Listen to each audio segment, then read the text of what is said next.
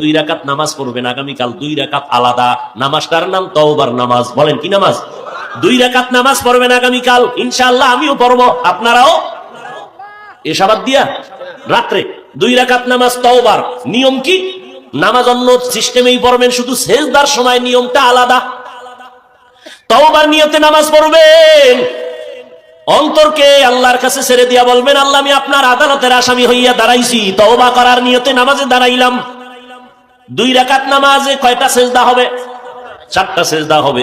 সেজদায় যখন যাবেন দিলটা নরম করে যাবেন, যাইয়া 3 বার বা 5 বার 7 বার সুবহান রাব্বিয়াল আ'লা বলার পরে এরপরে 3 বার খুব নরম হইয়া 3 বার আমার আল্লাহকে হাজির নাজির মনে করে আপনি সেজদায় গিয়া মনে করবেন, আমার কপাল মাতুয়াইল মসজিদের ফ্লোরের মধ্যে নাই, নবীর হাদিস মতে আমি আমার মাওলার কুদরতি কদমের উপরে কপাল লাগায় দিছি। এইবার আল্লাহকে হাজির নাজির জানিয়া একা একা নির্জনে বলবেন 3 বার। কয়বার?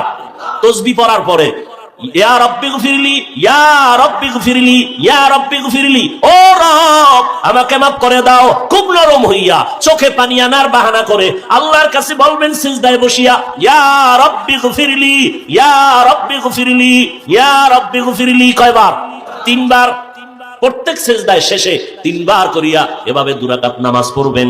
নামাজের পরে নির্জনে হাত উঁচু করিয়া ইস্তেগফার দুরূদ শরীফ পড়ে আল্লাহর কাছে এবার হাত উঁচু করে কাঁদবেন, আল্লাহ আমার জীবনের গুনাহ মাফ করে দাও। নবী কি বলছেন জানেন? এইভাবে নামাজ পড়লে ওই বান্দার সেজদা থেকে মাথা উঠবে না আল্লাহ ক্ষমার ঘোষণা না দেওয়া পর্যন্ত।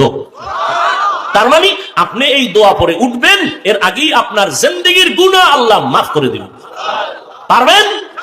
আল্লাহ আমাকেও তৌফিক দান করেন, আম্মাজানদেরকেও তৌফিক দান করেন, আপনাদেরকেও আল্লাহ তৌফিক দান করেন। কেউ যেন আমরা আমল থেকে বঞ্চিত না হয়।